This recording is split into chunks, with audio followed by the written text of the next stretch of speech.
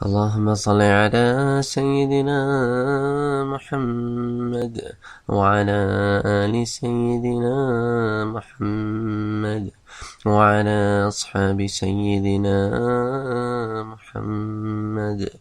اللهم احفظنا من شرور أنفسنا ومن سيئات أعمالنا، فمن يهده الله فلا مضل له ومن يضلل فلا هادي له، وأشهد أن لا إله إلا الله وأشهد أن محمدا عبده ورسوله. پچھلے درس میں ہم نے غزوہ بدر سے متعلق واقعات کو کور کیا تھا، اور غزوہ بدر کے بعد کے واقعات کو جو میدان بدر میں پیش آئے کور کیا تھا۔ اب ہم ان واقعات کو کور کریں گے جو غزوہ بدر کے ختم ہونے کے بعد، کفار کو کنووں میں ڈالنے کے بعد، مسلمانان مدینہ جو شہید ہو گئے تھے ان کو دفنانے کے بعد پیش آئے، یہاں سے لے کر مدینے تک۔ اور مدینے میں جب خبر پہنچی فتح کی تو وہاں پر کیا تاثرات تھے، ان تمام واقعات کو ہم یہاں پر کور کرنے کی کوشش کریں گے۔ اول تو یہ سوال پیدا ہوتا ہے کہ جب اللہ کے رسول صلی اللہ علیہ وآلہ وسلم نے مسلمانوں کو جو شہید ہو گئے تھے بدر میں دفنایا، تو اس کے بعد آیا ان کی نماز جنازہ پڑھی یا نماز جنازہ کا جو حکم ہے وہ بعد میں آیا؟ تو اس سلسلے میں حضرت عطاء بن ابی رباح سے مروی ہے کہ اللہ کے رسول صلی اللہ علیہ وآلہ وسلم نے شہدائے بدر کی نماز جنازہ پڑھی۔ تو یہاں سے یہ مسئلہ بھی حل ہوتا ہے، کیونکہ یہ پہلا قتال تھا، یہ پہلا جہاد تھا جس میں مسلمان شہید ہوئے تھے۔ تو یہ مسئلہ ضرور پیدا ہوتا تھا کہ آیا ان کو دفنایا گیا تو کیا ان کے اوپر نماز جنازہ پڑھی گئی؟ تو یہاں سے ثابت ہوتا ہے کہ شہداء پر نماز جنازہ پڑھی گئی، اور اب اسی حدیث کے سلسلے میں شہداء پر نماز جنازہ پڑھی جاتی ہے۔ تو ایک طرف تو یہ مسئلہ حل ہوتا ہے۔ اچھا، دوسری طرف اگر آپ کو یاد ہو، ہم نے لاسٹ ٹائم ڈسکس کیا تھا کہ جب اللہ کے رسول نے عتبہ کو کنویں میں ڈالا تو ان کے جو بیٹے ہیں حضرت ابو حذیفہ، ان کے چہرے کے اوپر کچھ عجیب سے تاثرات تھے۔ تو اللہ کے رسول صلی اللہ علیہ وآلہ وسلم نے پوچھا کہ ابو حذیفہ کیا بات ہے، تم اپنے باپ کے کو اس حال میں دیکھ کر کچھ دل کے اوپر کچھ میل سا ہے، کچھ عجیب سی کیفیت گزر رہی ہے کیا؟ تو حضرت ابو حذیفہ نے کہا نہیں اللہ کے رسول صلی اللہ علیہ وآلہ وسلم، بلکہ میرا باپ ایک صاحب رائے تھا، ایک حلیم اور اچھے ادب و اخلاق کا آدمی تھا۔ تو مجھے امید تھی، مجھے تمنا تھی کہ اس کی خوبیاں اسے اسلام میں لے آئیں گی، لیکن اب میں دیکھتا ہوں کہ ان تمام خوبیوں کے باوجود وہ دین سے محروم ہو گیا ہے۔ تو اس پہ علماء کرام نے اس سے ایک مسئلہ نکالا، انہوں نے کہا کہ دیکھو، ہدایت جو ہے وہ انسان کی اچھے اخلاق اور نیک نیتی اور اچھے کام، یہ کوئی دلیل نہیں ہوتی کہ اس کو ہدایت مل جائے گی۔ اگر وہ کافر ہے اور اچھے کام کرتا ہے تو یہ کوئی دلیل نہیں ہوتی کہ اس کو ایونچولی ہدایت مل جائے گی، کیونکہ ہدایت اللہ کی طرف سے آتی ہے۔ اگر کوئی بہت عقل مند آدمی ہو، آپ اس کو دیکھیں اور آپ نے کہیں کہ اگر اس پہ دین پیش کیا جائے تو یہ تو ضرور دین قبول کر لے گا، اور اس پہ دین پیش کیا جائے اور اس کو قبول نہ کرے تو پھر اس کی تمام عقل مندی کدھر گئی؟ جو اپنے خالق کو نہ پہچان سکے، اس سے زیادہ بے وقوف آدمی اور کون ہوگا؟ اور اسی بات کو قرآن بیان بھی کرتا ہے کہ جب یہ گھسیٹ کر جہنم میں ڈالے جائیں گے تو روز محشر کہیں گے کہ وائے نادانی، ہم کتنے نادان تھے، کتنے بے وقوف تھے کہ اللہ کو نہ پہچان سکے۔ اور وہ جو اللہ کو پہچانے اور غزوہ بدر میں آئے، دیکھو تو صحیح اللہ نے ان کی شان کتنی بڑھا دی۔ اللہ نے فرمایا کہ میرے مدنی ان بدریوں سے کہہ دیں، اللہ کے رسول صلی اللہ علیہ وآلہ وسلم نے فرمایا قد اطلع على اہل بدر فقال اعملوا ما شئتم فقد غفرت لكم وفي رواية فقد وجبت لكم الجنہ۔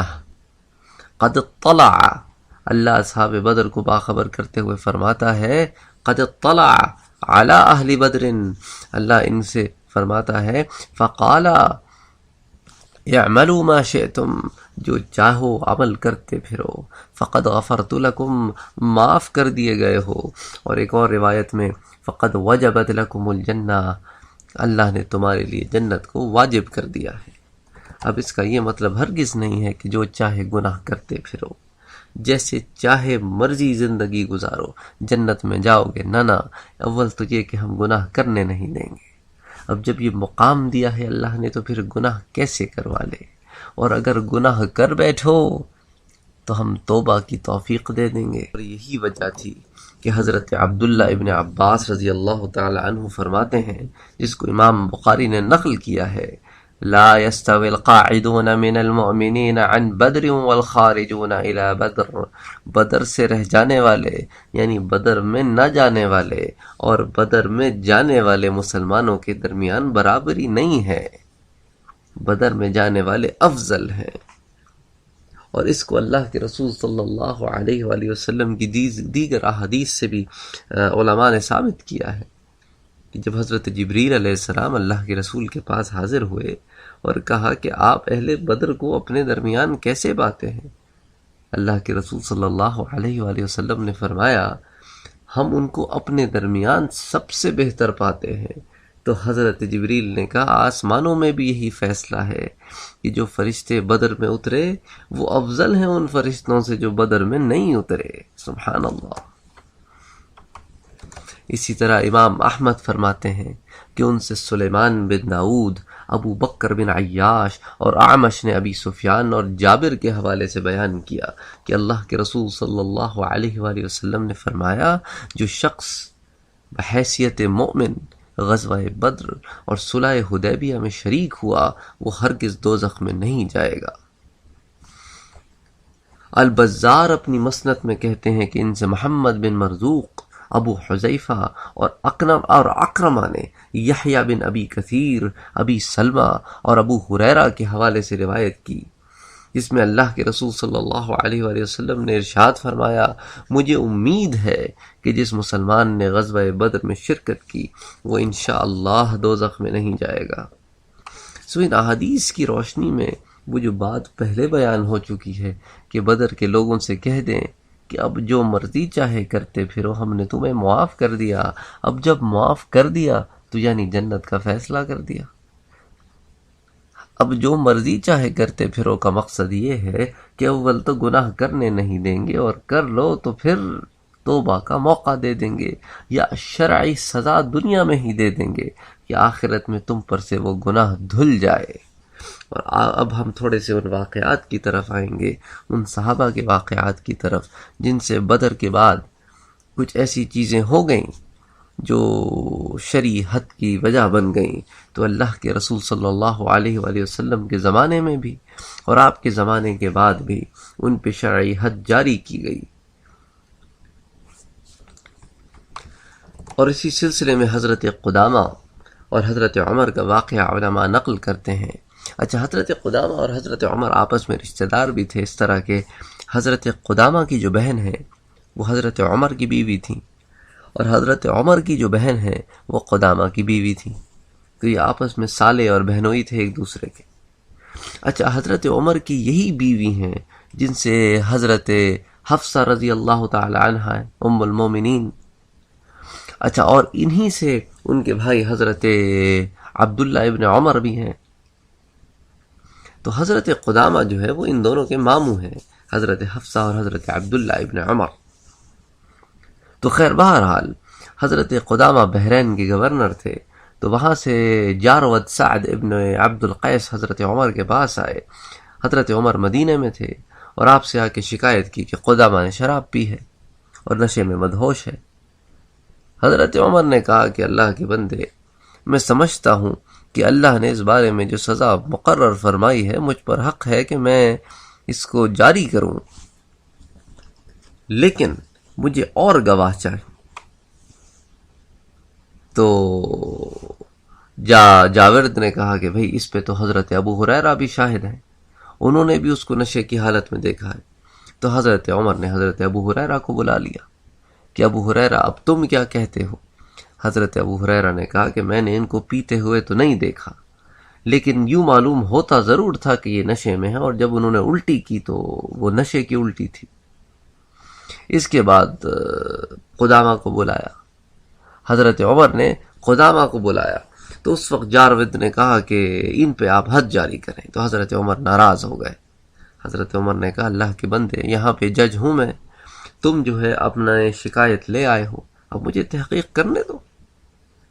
تو جارود نے کہا کہ اچھا، اگر آپ کو ہماری بات پر بھی یقین نہیں، ابو ہریرہ کی بات پر بھی یقین نہیں، تو اس کی بیوی کو بلا لیں، وہ تو آپ کی بہن ہے۔ اس کی بیوی کو جب بلایا حضرت عمر نے، یعنی اپنی بہن کو جب بلایا، تو اس نے بھی آ کے یہی کہا کہ ہاں میرے شوہر جو ہیں وہ نشے کی حالت میں پائے گئے۔ تو اس کے بعد حضرت عمر رضی اللہ تعالی عنہ نے قدامہ پہ حد جاری کی۔ تو یہ وہ موقع تھا کہ قدامہ نے حضرت عمر سے کہا کہ دیکھو عمر، میں نے شراب اس لیے پی کیونکہ یہ اللہ کی طرف سے اجازت ہے۔ حضرت عمر نے کہا اللہ کے بندے کدھر اجازت ہے؟ اب دیکھیں صحابہ کرام سے بھی اس طرح کی غلطیاں ہو گئیں، اس لیے صحابہ کرام میں بھی علم والے اور غیر علم والوں میں امتیاز تھا۔ تو حضرت عمر نے کہا کہ کدھر فرمایا ہے؟ تو قدامہ نے کہا دیکھو اللہ نے قرآن میں کہا ہے کہ لیس علی الذین آمنوا وعملوا الصالحات جناح فیما طعموا، اے لوگوں جو ایمان لائے ہو اور اس کے بعد عمل صالح بھی کرتے ہو، تم پر کوئی گناہ نہیں، جو مرضی چاہے کھاتے پھرو۔ حضرت عمر نے کہا اللہ کے بندے آگے نہیں پڑا، اذا متقوا، مگر وہ جو تقوی اختیار کرتے ہیں، حلال اور حرام میں امتیاز کرتے ہیں، وآمنوا، اور پھر ایمان لاتے ہیں اور عمل صالح کرتے ہیں، تو ان کے لیے ہدایت کا معاملہ ہے، فلاح کا معاملہ ہے، یہ تھوڑی ہے جو مرضی چاہے کھاتے پھرو۔ ان کی اس غلطی کی وجہ سے انہوں نے شراب پی، کوئی جان بوجھ کے نہیں پی۔ تو خیر بہرحال اس غلطی کی بنا پر ان پر حد جاری کی گئی، لیکن وہ حضرت عمر سے ناراض ہو گئے، وہ رشتہ ہے نا، اور پھر وہ صحابہ بھی تھے۔ تو خیر بہرحال حضرت عمر رضی اللہ تعالی عنہ جب ایک دفعہ حج پر گئے ہوئے تھے تو ان کو خواب آیا، خواب سے ایک دم گھبرا کے اٹھ گئے اور کہا کہ قدامہ کے پاس مجھے لے چلو۔ جب قدامہ کے پاس لے کے آئے تو قدامہ سے کہنے لگے کہ قدامہ میرے پاس ابھی ایک شخص آیا، میں سو رہا تھا، خواب میں میرے پاس ایک شخص آیا اور کہنے لگا کہ قدامہ سے صلح کر لو، ان کو راضی کر لو، وہ تمہارا بھائی ہے، وہ بدری ہے۔ حضرت عمر رضی اللہ تعالی عنہ نے قدامہ سے کہا قدامہ جو حد جاری کی وہ اللہ کا حکم تھا، تم نے اللہ کی حدود کو توڑا تھا، تو بحیثیت امیر المومنین مجھ پر تو یہ فرض تھا کہ حد جاری کرتا، لیکن تم کیوں ناراض ہو گئے؟ تو خیر بہرحال کسی طرح حضرت عمر نے قدامہ کو منا لیا، لیکن محض بدری ہونے کی وجہ سے قدامہ کو چھوٹ نہیں دی۔ اسی طرح یہی غلطی کچھ اور صحابہ سے بھی ہو گئی، اور انہوں نے بھی اسی آیت کو دلیل بنایا۔ حضرت ابو جندل، اسی طرح حضرت ابو العذور، حضرت ابو عبیدہ رضی اللہ تعالی عنہ جب ملک شام کے گورنر تھے تو ان پر حد جاری کرنی چاہیے، تو حضرت ابو جندل نے یہی آیت بطور دلیل پیش کی۔ تو حضرت ابو عبیدہ نے حضرت عمر کو لکھا کہ اللہ کا بندہ تو قرآن کو بطور دلیل پیش کرتا ہے۔ تو حضرت عمر نے جواب میں لکھا کہ اس پہ حد جاری کر دو، اس نے آیت کو سمجھا نہیں ہے، تم بے فکر ہو کہ حد جاری کر دو، اصل میں آیت تو یہ ہے، اس نے آگے کا ٹکڑا پڑھا نہیں اور آدھے ٹکڑے پر اس نے جو ہے وہ اپنا عمل کیا ہے۔ تو خیر بہرحال اصحاب بدر ہونے کی وجہ سے آخرت میں چھٹی ملی، دنیا میں چھٹی نہیں ملی۔ اسی طرح اللہ کے رسول کے ایک صحابی ہیں حضرت نعیم، یہ بھی بدر میں شامل ہوئے، لیکن اللہ کے بندے پہ اب پتہ نہیں کیا کیفیت تھی، اس نے اب اللہ کے رسول کے زمانے میں شراب پی لی، اللہ کے رسول کی خدمت میں لائے گئے تو اللہ کے رسول نے حد جاری کر دی، پھر شراب پی لی، پھر حد جاری ہو گئی۔ اسی طرح 4 یا 5 دفعہ انہوں نے ایسا عمل کیا۔ تو ایک دن اللہ کے رسول صلی اللہ علیہ وسلم مسلمانوں کی ایک جماعت سے گزرے تو ایک مسلمان دوسرے سے کہہ رہا تھا کہ اللہ کی لعنت ہو ابو نعیم پر، اللہ کی لعنت ہو نعیم پر، شراب پیتا ہے اللہ کے رسول کے زمانے میں، اور اس پر پھر حد جاری ہوتی ہے تو پھر پی لیتا ہے۔ تو اللہ کے رسول نے کہا خبردار، اس پر لعنت مت بھیجو، کیونکہ وہ اللہ اور اس کے رسول سے محبت رکھتا ہے۔ سبحان اللہ۔ سبحان اللہ. یعنی اب آپ یہ دیکھیں کہ جس کی محبت کی دلیل گواہی اللہ کے رسول دیں، وہ بہتر ہے کیا اس شخص سے جو اللہ کے رسول سے محبت تو کرے لیکن اللہ کے رسول اس کی محبت کی گواہی نہ دیں؟ لیکن دوسری طرف اس بات کو بھی ذہن میں رکھیں کہ صرف محبت کرنے سے چھوٹ نہیں ہے. محبت کرتا تھا، اللہ کے رسول کو معلوم تھا، لیکن جب گناہ کیا تو حد جاری ہوئی. اب ایسے کتنے لوگ آپ اپنے اطراف میں پائیں گے جو اللہ کے رسول سے محبت تو بے پناہ کرتے ہیں، اس کا دعویٰ بھی کرتے ہیں، لیکن اللہ کے حقوق ادا نہیں کرتے، نماز نہیں پڑھتے، روزے نہیں رکھتے، زکوٰۃ نہیں دیتے، جھوٹ بولتے ہیں، لیکن اللہ کے رسول سے دعویٰ ہے کہ محبت ہے. تو یہ محبت اچھی بات ہے، بہت اچھی بات ہے. اللہ ہر مسلمان کو نصیب کرے، لیکن اس کے ساتھ عمل بھی نصیب کرے، کیونکہ بے عمل مسلمان آپ دیکھیں حد جاری ہوئی. اللہ چھوڑے گا روز حشر. اچھی محبت ہے تمہاری کہ نبی سے محبت تو کرتے ہو لیکن نبی کے لائے ہوئے دین پر عمل نہیں کرتے. اچھا، اس سے پہلے کہ ہم ان واقعات کو نقل کریں اور یہاں پہ ذکر کریں جو بدر سے نکلنے کے بعد مدینہ پہنچنے تک پیش آئے، ہم پہلے ان واقعات کو یہاں ذکر کرتے ہیں جو بدر میں پیدا ہوئے، اور کچھ ایسے باتیں ہیں جن کا جاننا ضروری ہے تاکہ آنے والے کچھ واقعات سمجھ میں آ سکیں، کچھ قرآن کے حوالے سمجھ میں آ سکیں. تو خیر، بہرحال جب اللہ کے رسول صلی اللہ علیہ وآلہ وسلم اور اصحاب رسول کو اللہ نے فتح دی تو بدر میں آپ نے 3 دن قیام کیا، اور یہ آپ کی عادت تھی کہ آپ کو جب اللہ فتح دیتا تو آپ اس مقام پر قیام فرماتے کچھ دن. اچھا، پھر اسی اسنا میں آپ صلی اللہ علیہ وآلہ وسلم نے اسی قیام کے دوران کفار مکہ کو کنووں میں ڈال دیا، اور جو نہیں ڈالے جا سکتے تھے انہیں دفنا دیا. صحابہ کرام کو جیسا کہ ہم پہلے ذکر کر چکے ہیں ایک ہی جگہ دفنا دیا. اور آج بھی بدر کے مقام پہ اگر آپ جائیں تو وہاں ایک وائٹ رنگ کا احاطہ، ایک باؤنڈری بنی ہوئی ہے جہاں پہ صحابہ کرام کو اللہ کے رسول نے دفنایا اور پھر ان کی نماز جنازہ پڑھی، جیسا کہ اسی درس میں آپ سے پہلے بیان کر چکا ہوں. اب ایک مسئلہ پیدا ہو گیا، وہ مسئلہ تھا مال غنیمت کی تقسیم کا. اس میں صحابہ کرام میں اختلاف ہو گیا، کیونکہ قرآن میں تو اس کی کوئی واضح آیات موجود نہیں تھیں، تو صحابہ کرام میں ایک اختلاف پیدا ہو گیا. جو بزرگ حضرات مال غنیمت کو لینے میں جلدی نہ کر سکے وہ رک گئے. انہوں نے کہا کہ چلو جب تک یہ جوان مال غنیمت کو حاصل کر رہے ہیں ہم انہیں پروٹیکشن تو دیں، کہیں ایسا نہ ہو کہ کفار مکہ پلٹ کے پھر حملہ کر دیں. تو جوانوں نے جا کے مال غنیمت جو ہے وہ اکٹھا کر لیا. اچھا، بعض لوگ جو ہے نا، جیسے یہ کفار میدان بدر چھوڑ کے بھاگ رہے تھے تو کچھ صحابہ کرام ان کے تعاقب میں ان کے پیچھے بھاگ رہے تھے کہ یہ پلٹ کے پھر نہ آئے، تاکہ ان کو بھگا کے وادی سے دور لے جائیں. اب تو وہ چھوڑ کے سامان بھاگ رہے تھے، تو کچھ صحابہ کرام اس میں لگ گئے. اچھا، کچھ صحابہ کرام اللہ کے رسول صلی اللہ علیہ وآلہ وسلم کی پروٹیکشن میں تھے کہ آپ صلی اللہ علیہ وآلہ وسلم تک کوئی نہ پہنچے، تو بعض صحابہ کرام وہاں پہ تھے. اب چکر یہ پیدا ہوا کہ جنہوں نے مال غنیمت حاصل کیا انہوں نے کہا چونکہ ہم نے حاصل کیا ہے اس لیے ہمارا ہے، کیونکہ اس زمانے میں یہی رائے تھی، جس کے ہاتھ جو چیز لگے وہ اس کی ہے. ابھی اللہ کے رسول صلی اللہ علیہ وسلم نے کوئی حتمی فیصلہ تو نہیں فرمایا تھا، تو اب جو ڈیفالٹ چل رہا تھا وہی ڈیفالٹ چل رہا تھا.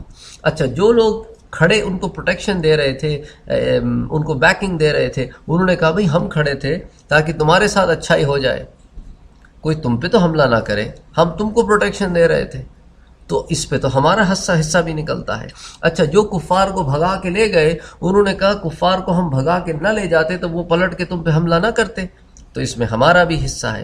اور وہ جو اللہ کے رسول صلی اللہ علیہ وآلہ وسلم کی پروٹیکشن کر رہے تھے انہوں نے کہا اللہ کے بندوں سب چھوڑو، ہمارا بھی حصہ ہے. ہمارا حصہ کیوں نہیں ہے بھائی؟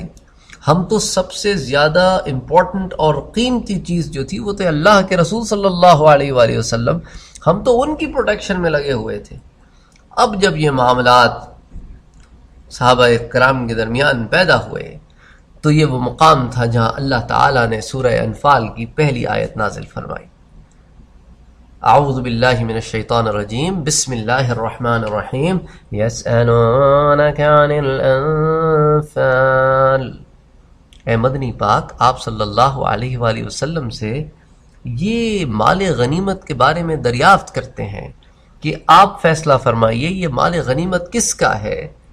تو میرے مدنی ان کو آپ ایک صاف اور سچی بات کہہ دیں، ایک سیدھی بات کہتے ہیں، قُلِ الْأَنفَالُ لِلَّهِ وَالرَّسُولِ، کہ جو مال غنیمت ہے نا یہ صرف اللہ کا ہے اور اس کے رسول کا ہے، بس بات ختم، کسی کا کچھ نہیں ہے اس میں، جو سب جمع کر کے لائے ہو وہ اللہ اور اس کے رسول کے آگے جس جمع کر دو، ڈھیر کر دو۔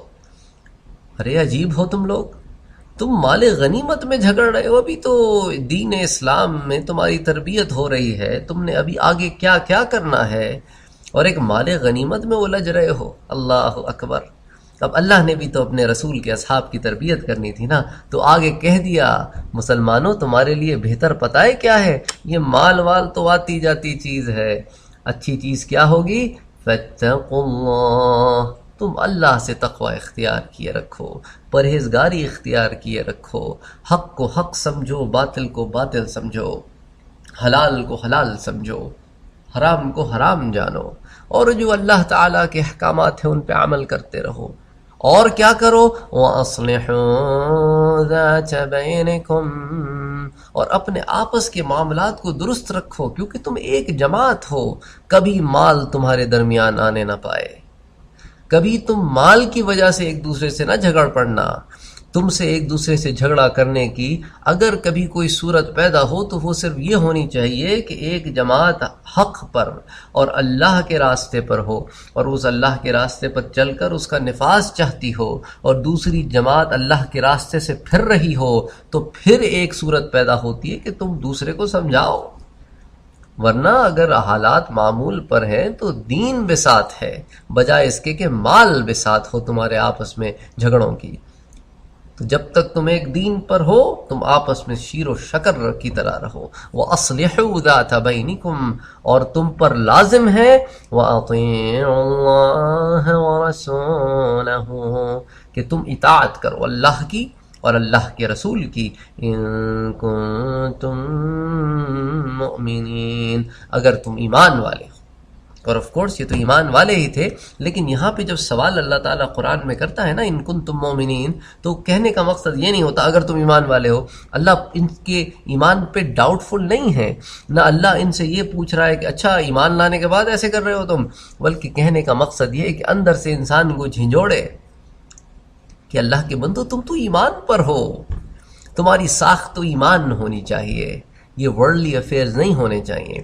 اچھا اس کے پس منظر بھی میں آپ سے بیان فرمایا تھا جب ہم پچھلے لیکچرز میں تھے کہ صحابہ کرام کی حالت بہت غیر تھی اس وقت، معاشی طور پر اکنامک کنڈیشنز میں they were extremely deprived، ان کے یہ حال تھا کہ کچھ کے پاس تو پہننے کو جوتے بھی نہیں تھے، انہوں نے تو بیچاروں نے کپڑے لپٹے ہوئے تھے، تلواریں نہیں تھیں، گھوڑے نہیں تھے، گھر میں کھانا نہیں تھا، پہننے کو کپڑا نہیں تھا، سواری کو اونٹ نہیں تھے۔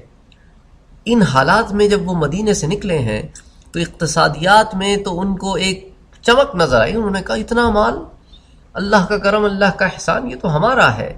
لیکن اللہ نے پھر ان کی وہیں تربیت فرما دی، یہی تو مقام ہے صحابی کا، غلطی کرے تو تربیت اللہ تعالیٰ فرما دیتے ہیں اور پھر وہ صحیح ہو جاتے ہیں، اور پھر آپ ساری زندگی اٹھا کے دیکھ لیں، ہاں ابھی تو تربیت کرنا مقصود تھی تو اللہ نے روک دیا، کہا یہ سارا مال اللہ اور اس کے رسول کا ہے، تم اس جھگڑے میں نہ پڑو، تمہارا کام کیا ہے، فاتقوا اللہ، اللہ سے تقوی اختیار کیے رکھو، وَأَصْلِحُوا ذَاتَ بَيْنِكُمْ، اور اپنے درمیان صلح و آشتی سے رہو، اور تم پر لازم ہے کہ اطیعوا اللہ ورسولہ، اور اللہ اور اس کے رسول کی اطاعت کرو، اور بس that's the end of the story۔ اچھا یہاں پر کچھ ٹرمینالوجی بھی سمجھتے چلتے ہیں کہ دو الفاظ اللہ تعالیٰ نے استعمال کیے ہیں مختلف جگہوں پہ، ایک استعمال کیا ہے انفال جس سے مراد ہوتی ہے مال غنیمت، اور ایک ہوتا ہے فئی، یعنی فئی وہ ہوتا ہے کہ جیسے آپ کی کوئی چیز تھی، کوئی اٹھا کے لے گیا، اب آپ نے واپس اپنی چیز حاصل کی، اس کو کہتے ہیں فئی، اپنا مال واپس لے لینا۔ اور انفال کیا ہوتا ہے کہ دوسرا وہ مال چھوڑ جائے میدان جنگ میں اور آپ اس کو حاصل کریں، وہ مال غنیمت ہوتا ہے، وہ انفال کے زمرے میں آتا ہے، اور پہلی کیفیت جو ہے وہ فئی کے زمرے میں آتی ہے۔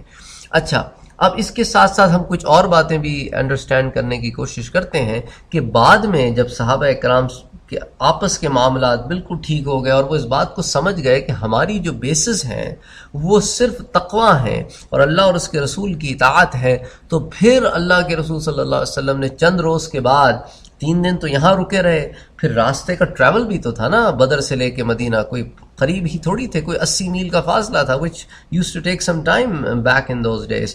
تو آپ نے تھوڑا سی مسافت کرنے کے بعد راستے میں ایک مقام پر، جس کا ہم ابھی تھوڑی دیر میں ذکر کریں گے، پھر وہاں پر آپ صلی اللہ علیہ وآلہ وسلم نے ان کے درمیان مال غنیمت کو تقسیم کیا۔ تو خیر بہرحال یہ وہ چند چیزیں تھیں جو میں نے کہا کہ جو وہاں پہ واقعات پیش آئے تھے بدر میں چلنے سے پہلے، ان کو بھی ذکر کرتے چلیں۔ تو اس ڈسکشن سے پہلے ہم ذکر کر رہے تھے آج کے اس درس میں کہ اللہ کے رسول صلی اللہ علیہ وآلہ وسلم کے پاس اللہ کی نظر میں، ملائکہ کی نظر میں اصحاب بدر کا بڑا مقام تھا، بہت بڑا مقام تھا، اور اس مقام کو اللہ کے رسول صلی اللہ علیہ وآلہ وسلم نے متعدد احادیث میں بیان کیا۔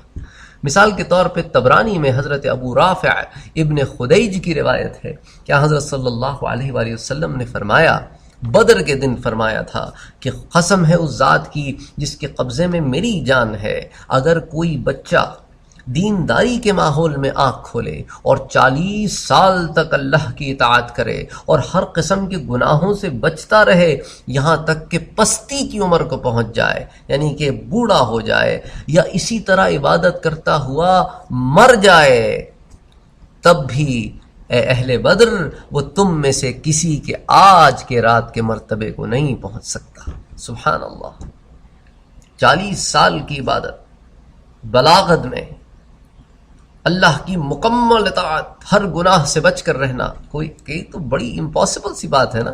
اگر کوئی اس طرح کی ایک مشکل سی بات بھی کوئی کر لے اور ساری عمر لگا دے، ساری کی ساری عمر لگا دے، تو بھی وہ اس ایک رات کو نہیں پہنچ سکتا جو اصحاب بدر، تمہاری ایک رات ہے اس بدر کے میدان میں۔ سبحان اللہ، یہ جنگ سے پہلے کی رات کہ آپ 313 ہیں اور سامنے 1000 ہے، لیکن ڈٹے ہوئے ہیں۔ اور صحابہ جو بدر میں شامل ہوئے ان کے احترام کا آپ مقام دیکھیں کہ ایک روز حضرت صلی اللہ علیہ وآلہ وسلم ایک تنگ جگہ پر بیٹھے ہوئے تھے مسلمانوں کی ایک صف کے ساتھ، وہ کمپیریٹیولی نئے صحابہ تھے، تو آف کورس جب آدمی نیا نیا دین میں داخل ہو تو اللہ کے رسول صلی اللہ علیہ وسلم کے پاس میکسیمم بیٹھنے کی کوشش کرے گا، اور کوئی اس کو وہاں سے ہٹائے تو اس کو برا لگے گا۔ تو اب یہ بیٹھے اللہ کے رسول صلی اللہ علیہ وسلم کے پاس، تو وہاں پہ کچھ ایسے لوگ گزرے جو اصحاب بدر میں سے تھے، انہوں نے سلام کیا، سب نے ان کو سلام کا جواب دیا، بیٹھے بیٹھے رہے اور اصحاب بدر کھڑے رہے۔ اللہ کے رسول صلی اللہ علیہ وآلہ وسلم کو یہ بات بڑی بری گزری کہ اصحاب بدر کھڑے ہیں اور جو اصحاب بدر نہیں ہیں وہ بیٹھے ہیں۔ تو آپ نے مجمع میں سے اتنے آدمیوں کو کھڑے رہنے کا حکم دے دیا جس نے اصحاب بدر کھڑے تھے، تاکہ اصحاب بدر بیٹھ جائیں، تو جن کو کھڑا کر کے دور کر دیا۔ اللہ اکبر، نہ دیکھیں ذرا، یہ محبت کی بات ہے، یہ محبت کی بات ہے، جن کو کھڑا کر کے دور کر دیا۔ اب وہ تھوڑے سے کہ اللہ کے رسول سے اب ہم دور ہو گئے تو ان کے چہروں پر آثار آئے، لیکن اللہ کو یہ بھی قبول نہ ہوا۔ اللہ اکبر، اللہ کو یہ بھی قبول نہ ہوا کہ تمہارے چہروں پہ، دلوں میں آثار بھی کیوں آئے، بے شک تمہاری بنیاد محبت تھی، لیکن یہ اصحاب بدر ہیں۔ اب آپ دیکھیں پورے قرآن میں کوئی ایسی آیت نہیں ملے گی آپ کو جیسی کہ یہ آیت ہے، یا ایھا الذین آمنوا اذا قیل لکم تفسحوا فی المجالس فافسحوا، اے لوگوں جو ایمان لائے ہو، جب تم سے کہا جاتا ہے کہ اپنی مجلسوں میں کشادگی پیدا کرو تو کشادہ ہو جایا کرو، بغیر کسی دل میں خیال کے، بغیر کسی چہرے پہ کسی اور چیز کے، بس کشادہ ہو جایا کرو۔ کیوں؟ فافسحوا، کیونکہ یفسح اللہ لکم، پھر اللہ بھی تمہارے معاملات میں کشادگی پیدا فرما دے گا۔ ہائے ہائے، تم لوگوں کے کام کرو، اللہ تمہارے کام کر دے گا۔ تم لوگوں کے لیے جگہ بناؤ، اللہ تمہارے لیے دنیا میں اور آخرت میں جگہ بنا دے گا۔ وَإِذَا قِيلَ انشُزُوا فَانشُزُوا، اور جب تم سے کہا جائے کہ کھڑے ہو جاؤ تو کھڑے ہو جایا کرو۔ يَرْفَعِ اللَّهُ الَّذِينَ آمَنُوا مِنكُمْ وَالَّذِينَ أُوتُوا الْعِلْمَ دَرَجَاتٍ، اور یہ جو تمہارے ساتھ معاملہ کیا جا رہا ہے نا کھڑا کرنے کا، اس میں بھی اللہ کی حکمتیں ہیں، مگر تم جانتے تھوڑی ہو، ہم بتائے دیتے ہیں۔ اللہ اکبر۔ اللہ کہتا ہے کہ اے لوگوں جو ایمان لائے ہو، تم میں سے وہ لوگ بھی ہیں جو تم سے پہلے ایمان لا چکے ہیں اور علم کے معاملے میں تم سے بہت اونچے ہیں، کیونکہ اللہ نے ان کو علم میں تم سے اونچا کیا ہے۔ اوتوا العلم درجات، تو ان کی رسپیکٹ کرنا تم پر فرض ہے۔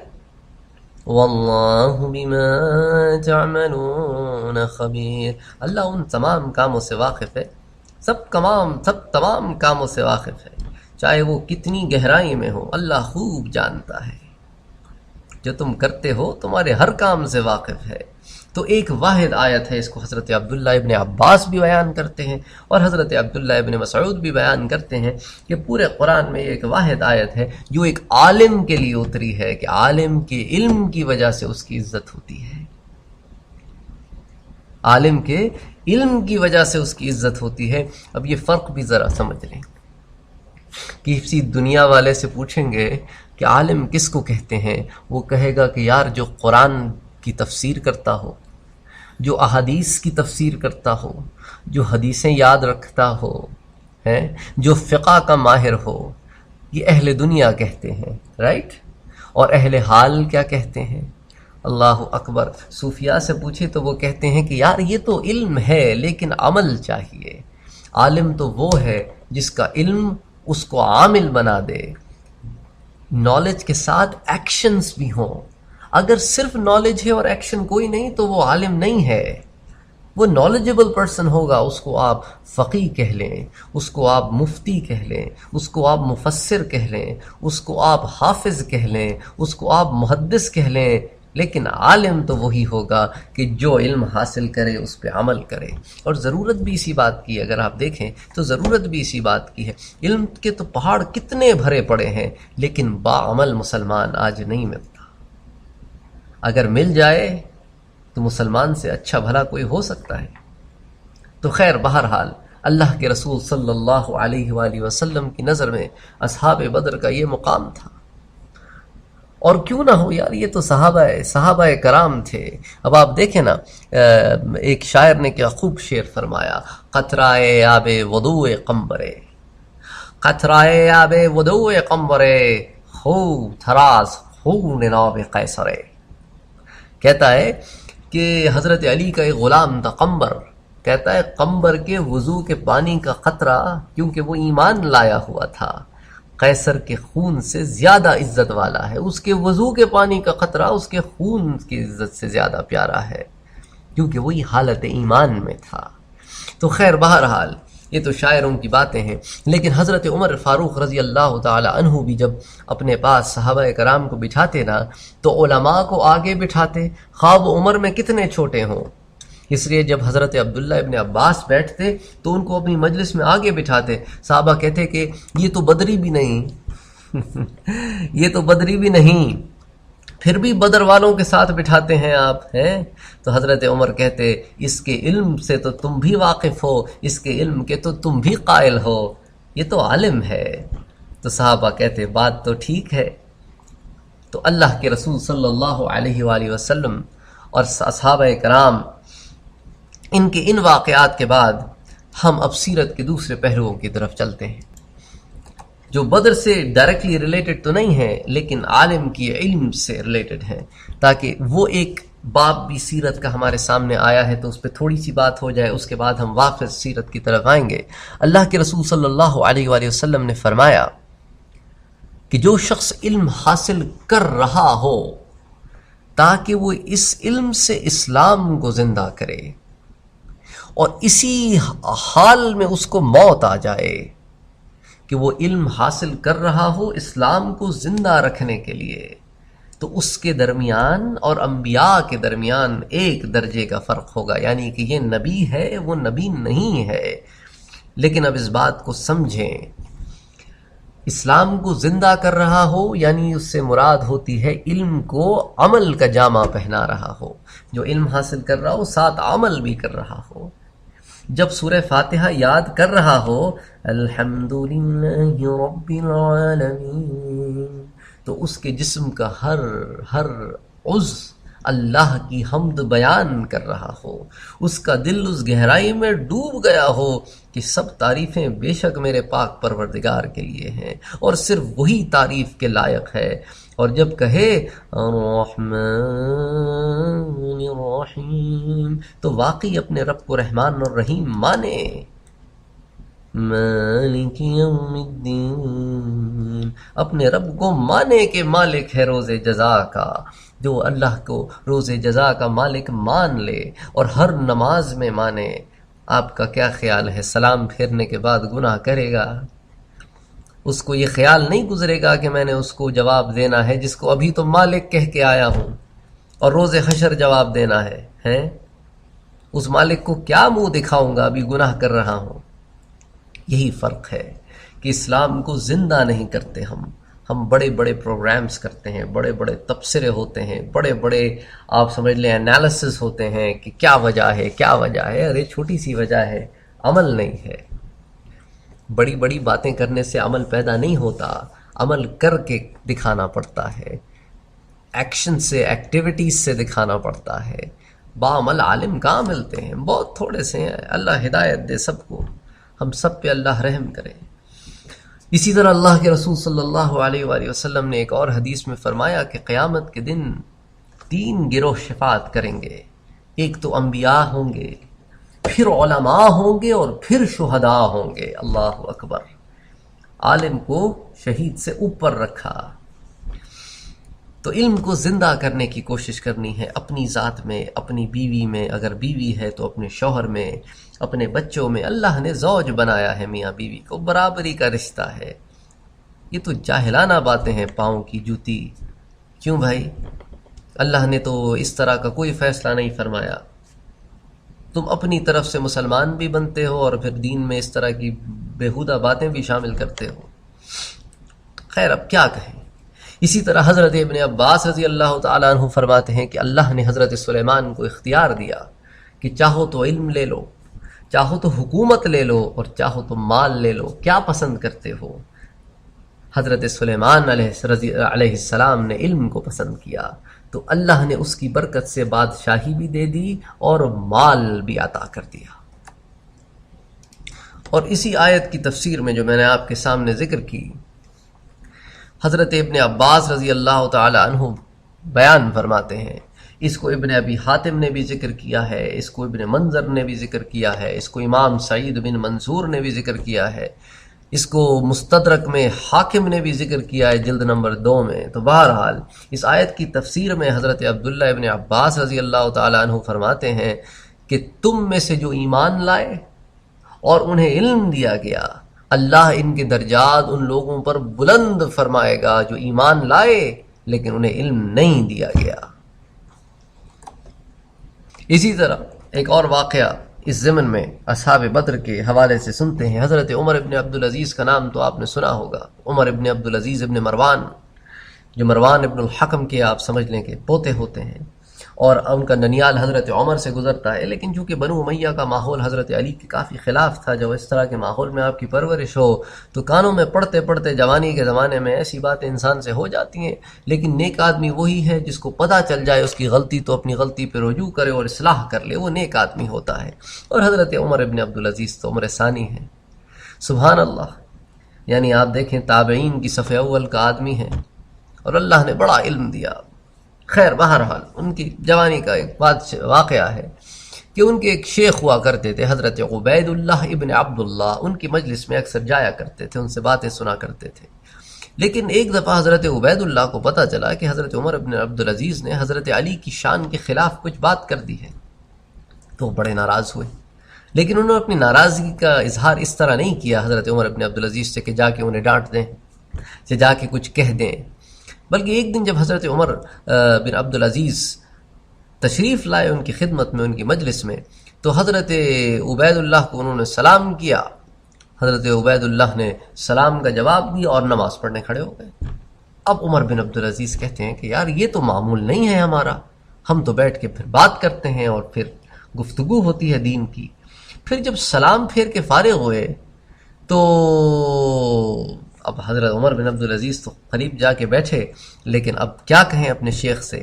تو شیخ نے خود کہا کہ ایک بات تو بتاؤ عمر، تمہیں یہ بات کب معلوم ہوئی کہ اللہ اہل بدر سے راضی ہونے کے بعد پھر ناراض ہو گیا ہے؟ آئے ہائے ہائے! جب حضرت عمر بن عبدالعزیز نے یہ بات سنی تو سمجھ گئے کہ کس طرف کو اشارہ ہے۔ کہتے ہیں میں اللہ کے اور آپ کے سامنے اپنی معذرت پیش کرتا ہوں، خدا کی قسم آئندہ کبھی ایسا نہ کروں گا۔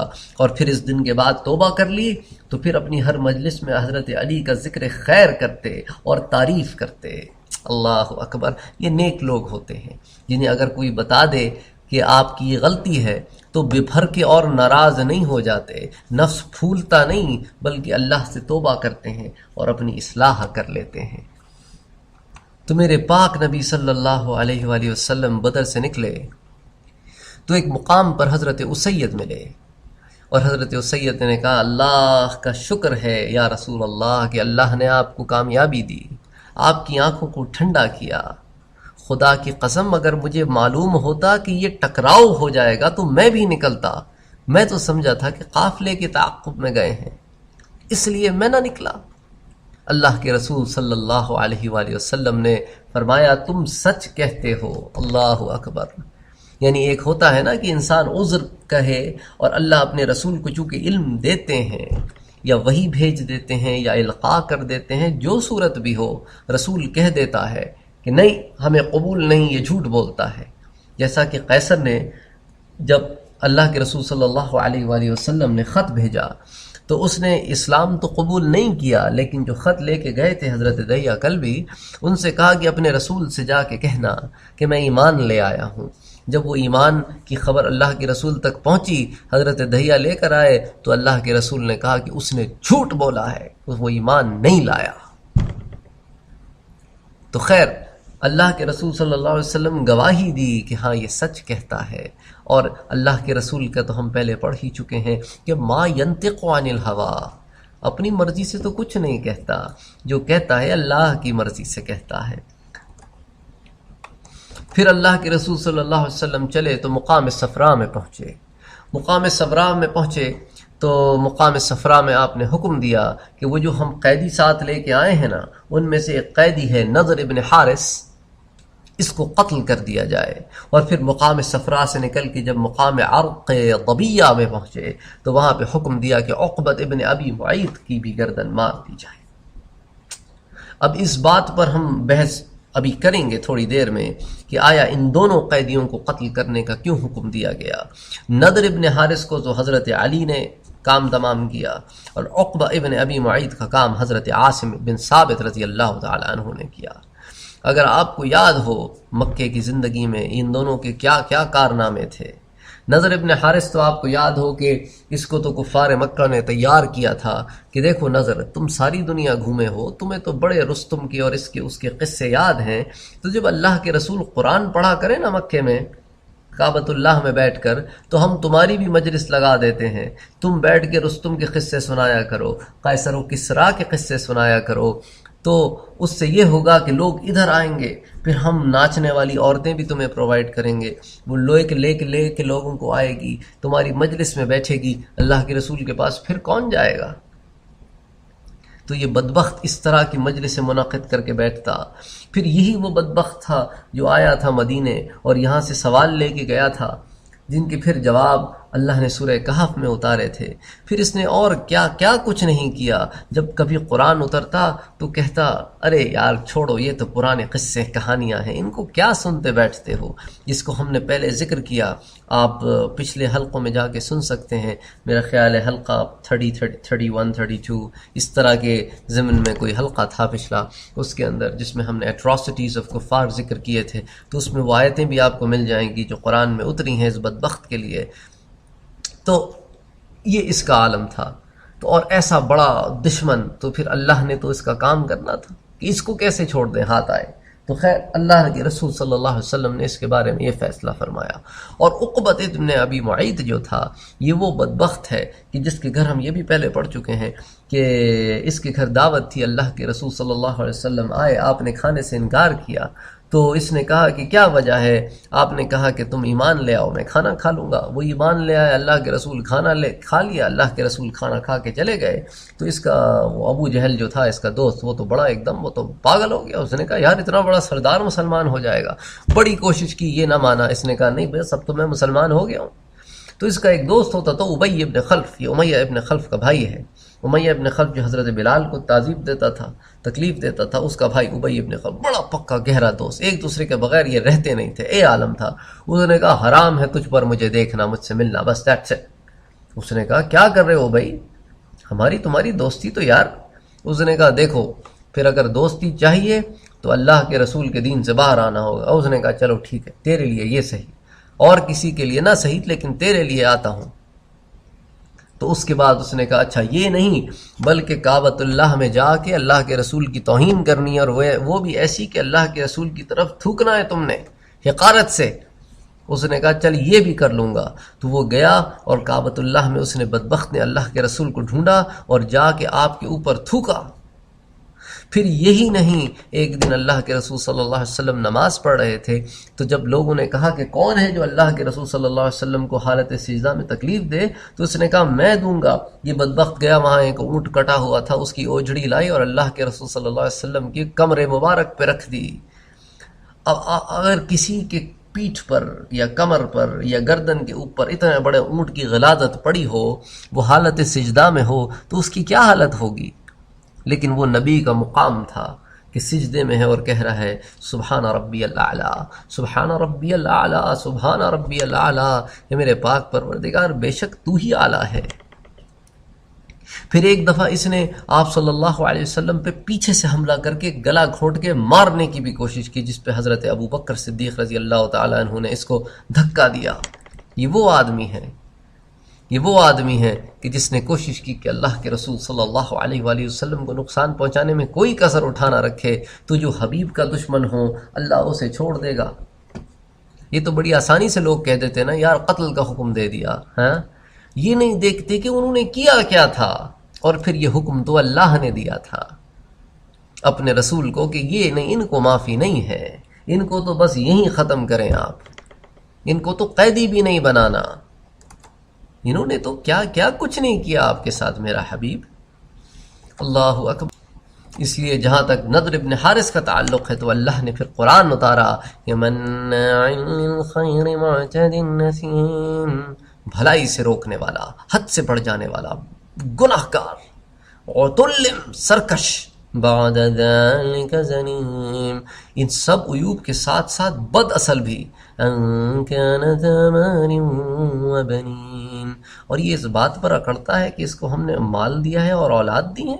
اذا تتلى عليه آیاتنا قال اساطیر الاولین، اور جب اس پر ہماری آیتیں پڑھی جاتی ہیں تو کہتا ہے یہ تو پرانے لوگوں کے افسانے، مذاق اڑاتا ہے ہماری قرآن کی آیتوں کا۔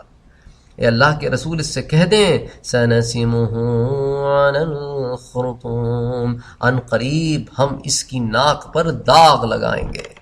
تو اس کے لیے تو اللہ نے فیصلہ اتار ہی دیا تھا، سمجھ لیں کہ اس کا ہونا کیا ہے، اس کا ہونا کیا ہے، اللہ نے تو پہلے ہی اتار دیا تھا۔ اور جہاں تک عقبۃ ابن ابی معیط کا تعلق ہے تو اس کے لیے بھی پھر سورہ فرقان میں اللہ نے آیتیں اتاری، 19ویں پارے میں، یا ویلتی لیتنی لم اتخذ فلانا خلیلا، کہے گا کہ ہائے کم بختی، یا ویلتا، ہائے کم بختی میری، لیتنی لم اتخذ فلانا خلیلا، کاش میں فلاں آدمی کو اپنا دوست نہ بناتا۔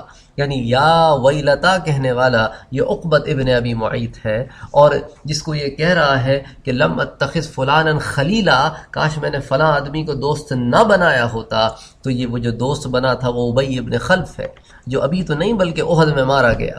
لقد اضلنی عن الذکر بعد اذ جاءنی، اس نے میرے ساتھ بڑا برا کیا کہ مجھے گمراہ کر دیا بعد اس کے کہ میرے پاس ہدایت آ گئی تھی۔ وَكَانَ الشَّيْطَانُ لِلْإِنسَانِ خَذُولًا، اور شیطان انسان کو مصیبت کے وقت بے یار و مددگار چھوڑ دینے والا ہے۔ اب مر گیا، اللہ کے حضور تو اکیلے ہی جانا ہے نا اس نے، کہ اپنے دوست کو بھی ساتھ لے کے جائے گا۔ لیکن جہنم میں تو ساتھ لے کے جائے گا۔ تو اب یہ وہ لوگ ہیں جن کے بارے میں جب یہ فیصلہ ہو گیا تو پھر ان کے ساتھ تو یہ ہونا تھا۔ خیر بہرحال مال غنیمت لے کے پھر حضرت صلی اللہ علیہ وآلہ وسلم آگے بڑھے، جس میں کئی اونٹ تھے اور مختلف قسم کا سامان تھا، چمڑے کے دسترخوان تھے اور رنگا ہوا چمڑا تھا اور گھوڑے تھے اور ہتھیار تھے اور بہت دیگر سامان تھا۔ یہ لے کے پھر آپ صلی اللہ علیہ وآلہ وسلم آگے چلے، اور جب مقام روحہ پہنچے تو آپ کو کچھ مسلمان ملے جنہوں نے آپ کو اور آپ کے ساتھ جو اصحاب تھے ان کو فتح مبین کی مبارکباد دی۔ اس پر حضرت سلمہ بن سلامہ رضی اللہ تعالیٰ عنہ نے کہا، کس چیز کی مبارکباد دیتے ہو؟ خدا کی قسم بڑھیوں سے پالا پڑا ہے، یوں معلوم ہوتا تھا کسی نے رسی سے اونٹ باندھ کر دے دیے ہیں اور ہم ذبح کرتے چلے جا رہے ہیں، یعنی کہ ہم نے تو کوئی کام ہی نہیں کیا، ساری تو اللہ کی رحمت تھی۔ تو اللہ کے رسول صلی اللہ علیہ وآلہ وسلم نے جب یہ سنا تو سن کے مسکرائے اور فرمایا، سنو میرے صحابہ، ارے یہی تو مکے کے سادات اور اشراف تھے جن کو اتنا غرور تھا اپنے آپ پر، اور یوں کٹے کہ گویا بندھے ہوئے اونٹ ہو۔ سبحان اللہ۔ اور مال غنیمت کی نگرانی کے لیے کہ آپ کے پاس جب مال غنیمت سب جمع کرا دیا تھا بدر میں، تو آپ صلی اللہ علیہ وآلہ وسلم نے حضرت عبداللہ بن کعب نجاری، یہ ایک انصاری صحابی ہیں، ان کو مقرر فرمایا کہ بھئی آپ نے اس کی نگرانی کرنی ہے اور آپ اس پہ مقرر ہیں۔ جب مضیق الصفراء سے گزرتے ہوئے ایک ٹیلے کے قریب نزول فرمایا، اور یہ ٹیلہ جو ہے نا مضیق اور نازیہ، یہ دو مقامات کے درمیان تھا، تو اس جگہ آپ نے تمام مجاہدین کو بلایا اور ان کے درمیان پھر اموال غنیمت کو تقسیم فرمایا اور سب کو برابر برابر حصہ دیا، اور ان 8 لوگوں کا مال غنیمت جن کو مدینے جا کے دینا تھا وہ پھر آپ نے الگ کر کے رکھ لیا، لیکن قیدیوں کو ابھی نہیں بانٹا، وہ مدینے میں بانٹیں گے، یہ تو صرف مال بانٹ دیا۔ اس کی وجہ بھی تھی کہ اب اللہ کی طرف سے حکم نازل ہو گیا تھا، تو اللہ تعالیٰ نے سورہ انفال کی ایک آیت میں حکم نازل فرمایا، وَاعْلَمُوا أَنَّمَا غَنِمْتُم مِّن شَيْءٍ فَأَنَّ لِلَّهِ خُمُسَهُ وَلِلرَّسُولِ وَلِذِي الْقُرْبَى وَالْيَتَامَى وَالْمَسَاكِينِ وَابْنِ السَّبِيلِ۔ اور جان لو، وَاعْلَمُوا، جان لو کہ جو کچھ مال غنیمت تم نے پایا ہو، انما غنم تم جو کچھ پایا ہو، من شیئن، کسی بھی چیز میں سے، فَأَنَّ لِلَّهِ خُمُسَهُ وَلِلرَّسُولِ، تو اس کا جو 5واں حصہ ہے نا وہ اللہ اور اس کے رسول کا ہے۔ تو یہ امر پہلے ہو چکا تھا سریہ عبید اللہ میں، لیکن ابھی تک اس کے لیے حتمی حکم قرآن میں نازل نہیں ہوا تھا، تو یہ وہ پہلا مقام تھا کہ جس میں قرآن میں حکم نازل ہوا کہ اللہ اور اس کے رسول کے لیے 5واں حصہ ہے۔ اچھا، پھر آگے اللہ کے رسول صلی اللہ علیہ وآلہ وسلم کے لیے پورا کے پورا 5واں حصہ مخصوص نہیں تھا، آپ کے 5ویں حصے کے بھی پھر 5 حصے ہوئے، ان میں سے ایک حصہ تو اللہ کے رسول کے لیے تھا، وَلِلرَّسُولِ، اس لیے تو خُمُسَہُ کے بعد ذکر کیا وَلِلرَّسُولِ، کہ جو 5واں حصہ تم نے اللہ کے لیے نکال لیا نا، اب اس میں سے 5 حصے ہوں گے، تو ایک حصہ ہوگا وَلِلرَّسُولِ، رسول کے لیے، اور ایک حصہ ہوگا وَلِذِي الْقُرْبَى، قرابت داروں کے لیے، اور ایک حصہ ہوگا وَالْيَتَامَى، اور یتیم کے لیے، اور ایک حصہ ہوگا وَالْمَسَاكِينِ، محتاجوں کے لیے، اور ایک حصہ ہوگا وَابْنِ السَّبِيلِ، وَابْنِ السَّبِيلِ سے مراد مسافر ہوتے ہیں، مسافروں کے لیے۔ تو سبحان اللہ، پہلے زمانے میں تو جو سردار ہوا کرتے تھے لشکر کے، وہ تو 1/4 حصہ پورا کے پورا رکھ لیتے تھے۔ یا اللہ کی شان دیکھو، قرآن میں کہتا ہے فَإِنَّ لِلَّهِ خُمُسَهُ، 5واں حصہ اللہ کے لیے نکال دو، اور اس 5ویں حصے میں سے بھی اللہ نے ایک حصہ رسول کو دیا اور 4 نیڈی پیپل میں بانٹ دیا۔ کتنا بڑا سبق قرآن سے ملتا ہے کہ ہمارے مال میں دوسروں کا بھی حق ہے، اور 8 لوگ جو لڑائی میں شریک نہ ہو سکے ان کو ہم پہلے بھی ذکر کر چکے ہیں۔ ایک تو حضرت عثمان ابن عفان رضی اللہ تعالی عنہ تھے، ان کو حضرت نے ان کی زوجہ رقیہ بنت رسول اللہ صلی اللہ علیہ وآلہ وسلم کی بیماری کی وجہ سے مدینہ میں چھوڑ دیا تھا۔ ایک حضرت طلحہ بن عبید اللہ تھے، ایک حضرت سعید بن زید تھے۔ ان دونوں کو آپ نے مدینہ سے بھیجا تھا کہ جا کے ابو سفیان کے قافلے کی خبر لو۔ یہ واپس مدینہ آئے تو قافلہ چل نکلا تھا، اور یہ جب پیچھے تعاقب میں گئے تو یہ پھر اس مقام پہ قافلے سے ملے کہ ابھی قافلہ جب جنگ کر کے واپس آ رہا تھا۔ اچھا، پھر حضرت ابو لبابہ ان کو حضرت نے مدینہ میں اس لیے چھوڑ دیا تھا کہ آپ یہاں کا انتظام سنبھالیں۔ حضرت عاصم بن علی رضی اللہ تعالی عنہ کو ان کو آپ نے مدینہ کی ایک بستی تھی عالیہ، وہاں کا آپ نے ان کو ناظم بنایا تھا۔ پھر حضرت حارث بن حاتب ان کو کسی وجہ سے بنی عمر بن عوف کی طرف واپس لوٹا دیا تھا۔ حارث بن سمح اور خرات بن جبیر، یہ اصحاب اگرچہ بدر میں شریک نہیں ہوئے لیکن حضرت نے ان کو بھی مال غنیمت میں حصہ دیا۔ اب چونکہ ہم مال غنیمت کے اس معاملے کو ڈسکس کر رہے ہیں تو جاہلیت کے زمانے کی بھی کچھ ٹرمز ڈسکس کر لیتے ہیں، جن کو پھر اسلام نے اس آیت کے اترنے کے بعد جو بھی میں نے آپ سے ذکر کی وَلِلَّهِ خُمُسُهُ وَلِلرَّسُولِ، اس کے آنے کے بعد اس چیز کو پھر زائل کر دیا۔ جیسا کہ جاہلیت کے زمانے میں جب سردار خود لشکر کے ساتھ ہوتا تو اپنے حصے سے زائد کوئی بھی چیز نکال لیتا، اس کو وہ مربع کہتے تھے۔ تو وہ مربع جو ہے نا لفظ ربع سے نکلا ہے، اور لفظ ربع جو ہے وہ عربی زبان میں چوتھائی سے نکلا ہے، تو یعنی کہ سردار مال غنیمت میں سے 1/4 ایک چوتھائی حصہ نکال لیتا۔ اچھا، اس کے بخلاف اسلام نے 5واں حصہ نکلوانے کا حکم دیا، اور جو 5 حصے تھے ان کو بھی صرف سردار کے لیے مخصوص نہ کیا بلکہ اس کے بھی 5 حصے کر کے بانٹ دیے۔ اچھا، اسی طرح سردار جو ہے نا اس کا ایک اور حصہ ہوتا تھا، وہ ہوتا تھا صفی۔ وہ یہ ہوتا تھا کہ مال غنیمت میں سے وہ اپنے اختیار سے کچھ چن لیتا تھا، اس چنی ہوئی چیز کو پھر ربع میں شمار نہیں کیا جاتا تھا، وہ سردار کا حق ہوتا تھا، وہ صفی ہوتی تھی۔ اسی طرح ایک چیز ہوتی تھی نشیطہ۔ نشیطہ یہ ہوتا تھا کہ اگر مثال کے طور پہ لشکر کہیں جا رہا ہے جنگ کرنے کے لیے اور راستے میں اس کو اگر کوئی مال مل جائے جو اصل مقصد سے الگ ہے تو اس مال کو وہ نشیطہ کہتے تھے۔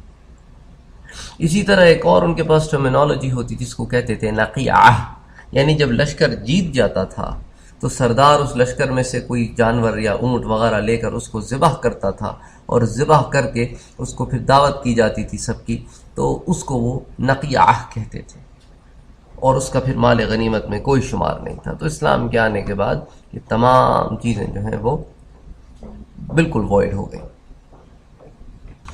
اسی طرح چلتے چلتے یہ قافلہ عرق الذبیحہ پہنچا۔ اس مقام پر حضرت صلی اللہ علیہ وآلہ وسلم کے ایک حجام ہوا کرتے تھے، ابو ہند۔ اب کمال دیکھیں علماء کا، اللہ کے رسول صلی اللہ علیہ وآلہ وسلم کے حجام کے بھی احوال جمع کیے ہیں، سبحان اللہ۔ تو اللہ کے رسول کے ایک حجام ہوا کرتے تھے ابو ہند، تو وہ ایک مشک لے کر آئے۔ اس مشک میں خاص قسم کا حلوہ تھا، وہ حلوہ تیار کیا گیا تھا کھجور، ستو اور گھی کو مکس کر کے، اس کو ایسے اچھی طریقے سے مکس کر کے وہ حلوہ بنایا جاتا تھا۔ بہرحال وہ اس لیے وہ ہدیہ لے کے آئے تھے کہ اللہ کے رسول فتح یاب بدر سے آ رہے ہیں، تو وہ ایک تحفہ لے کے آئے۔ تو اللہ کے رسول صلی اللہ علیہ وآلہ وسلم نے اس تحفے کو قبول کیا اور حکم دیا کہ اس مشک کو انصار میں تقسیم کر دیا جائے، سبحان اللہ۔ یہاں سے چل کر پھر حضور اکرم صلی اللہ علیہ وآلہ وسلم مدینہ منورہ تشریف لائے، اور آپ کے ساتھ قیدی بھی تھے۔ اچھا، اب اس سے پہلے مدینہ منورہ پہنچنے سے پہلے آپ نے 2 لوگوں کو مدینہ کی طرف روانہ کیا۔ ایک تو تھے حضرت عبداللہ بن رواحہ رضی اللہ تعالی عنہ، اور ایک تھے حضرت زید بن حارثہ رضی اللہ تعالی عنہ۔ یہ دونوں مدینہ میں داخل ہوئے اس خوشخبری کے ساتھ کہ اللہ نے اپنے نبی کو فتح دی۔ تو جب حضرت عبداللہ ابن رواحہ نے اعلان کرنا شروع کیا تو عاصم بن عدی کہتے ہیں کہ اس کے پاس کھڑا ہوا، اور میں نے اس کی طرف متوجہ ہو کے کہا کہ کیا آپ سچ کہہ رہے ہیں؟ تو حضرت عبداللہ ابن رواحہ نے کہا، ہاں یار، خدا کی قسم سچ کہہ رہا ہوں، تم دیکھنا صبح اللہ کے رسول صلی اللہ علیہ وآلہ وسلم قیدیوں کو لے کر آ جائیں گے۔ اور پھر یہی ہوا کہ پھر اگلے دن جو ہے وہ اللہ کے رسول صلی اللہ علیہ وآلہ وسلم صبح کے وقت قیدیوں کو لے کے آ گئے۔ تو اب ہر طرف ہر گھر میں جو ہے جناب خوشیاں ہی خوشیاں، اور بشارتیں ہی بشارتیں، اور شور، اور طلع البدر علینا، اور اس طرح کی صدائیں گونج رہی ہیں۔ اچھا، حضرت زید بن حارثہ کو بھی اللہ کے رسول نے بھیجا، اور حضرت زید کو اپنی اونٹنی دے کر بھیجا کہ تاکہ یہ ثبوت ہو کہ ان کو اللہ کے رسول نے ہی بھیجا ہے۔ تو اب جب مدینہ میں آئے اور انہوں نے بتایا کہ فقتل ابو جہل فقتل ابناء حجاج فقتل ابو البختری فقتل زمع بن اسود فقتل امیہ بن خلف وعقبۃ بن ابی معیط ونضر بن حارث، اور یہ سارے انہوں نے نام لیے، اور سہیل بن عمر قیدی ہو گیا، اور وہ جناب وہ تو ایک کوہرام مچ گیا۔ منافقین نے تو اس کو بالکل انکار ہی کر دیا نا، انہوں نے کہا کہ ایسا ہو ہی نہیں سکتا، زید بن حارثہ جھوٹ کہہ رہا ہے، اگر یہ سچ کہہ رہا ہوتا تو اللہ کے رسول کی اونٹنی پہ بیٹھ کے آتا۔ معلوم تو یہ ہوتا ہے نعوذ باللہ اللہ کے رسول شہید ہو گئے اور یہ سٹیا گیا ہے۔ حضرت سلمان فارسی نے جب یہ باتیں سنی تو ناراض ہو گئے اور کہنے لگے کہ خدا برا کرے ان لوگوں کا، کیا بات کرتے ہیں۔ حضرت زید کہتے ہیں کہ جس وقت میں مدینہ پہنچا، جو اس وقت بی بی رقیہ بنت رسول اللہ کو جنت البقیع میں دفن کیا جا چکا تھا اور ان پر مٹی ڈالی جا رہی تھی، اور جب ان منافقین کی باتیں پھیلنی شروع ہوئیں تو حضرت اسامہ بن زید جو حضرت زید کے بیٹے ہیں وہ کہتے ہیں کہ مجھ سے ایک منافق ملا، وہ کہتا ہے کہ محمد اور ان کے اصحاب قتل ہو گئے ہیں اور حق یہی ہے۔ تو اب میں تو بڑا بچہ سا تھا، میں تو بڑا ڈر، میں نے کہا یہ کیا بات ہوئی، ایک افواہیں ہوتی ہیں نا، یہ بس ٹین ایجر۔ تو میں بھاگا بھاگا اپنے باپ کے پاس آیا، میں نے کہا اللہ کے رسول کو اللہ نے واقعی فتح دی ہے؟ تو میرے باپ نے کہا خدا کی قسم فتح ہوئی ہے ہمیں۔ تو پھر میں واپس گیا اس شخص کے پاس اور میں نے کہا آنے دو اللہ کے رسول کو، تمہیں ان کے سامنے پیش کروں گا اور وہ تمہیں تمہارے جھوٹ کی وجہ سے سزا دیں گے۔ تو وہ فوراً ڈر گیا اور کہنے لگا کہ دیکھو میں نے تو تم سے وہ کہا جو میں نے سنا، اب اس میں حقیقت کتنی ہے وہ تو اللہ ہی بہتر جانتا ہے۔ اسی طرح حضرت ابو لباب بن عبد المنظر سے ایک آدمی نے کہا کہ بھئی حقیقت تو یہ ہے کہ تمہارے جتنے بھی صحابی تھے نا، صحاب تھے، وہ سب الگ الگ ہو گئے اور ان میں ایسی پھوٹ پڑی ہے نا کہ پھر کبھی نہیں ملیں گے، اور محمد صلی اللہ علیہ وآلہ وسلم کے بڑے بڑے اصحاب اور محمد صلی اللہ علیہ وسلم خود شہید ہو گئے ہیں، دیکھو ان کی اونٹنی نہیں پہچانتے تم۔ تو حضرت ابو لباب کو غصہ آ گیا، انہوں نے کہا تم جھوٹ بولتے ہو اور اللہ حق کو ظاہر کرے گا۔ اور اس طرح کی باتیں جو ہے وہ مدینہ میں ہونے لگیں، اور اللہ کے رسول صلی اللہ علیہ وآلہ وسلم جب مدینہ تشریف لائے تو سچ خود ظاہر ہو گیا اور باطل خود مٹ گیا، اور ایسا روب پڑا نا لوگوں پر کہ 313 آدمی گئے اور مکے کے 1000 آدمیوں کو پسپا کر کے آ گئے، اور صرف پسپا کر کے نہ آئے، ان کے بڑے بڑے سردار مار دیے اور بڑے بڑے سردار قید کر کے لے آئے۔ سبحان اللہ۔ انشاءاللہ اگلے درس میں پھر ہم مدینے آنے کے بعد اللہ کے رسول صلی اللہ علیہ وآلہ وسلم نے کیا معاملات فرمائے ان کو ڈسکس کریں گے۔ وما علینا الا البلاغ۔ اللہم صل علی سیدنا محمد وعلی آلہ واصحابہ وبارک وسلم وصلوا علیہ وسلموا تسلیما۔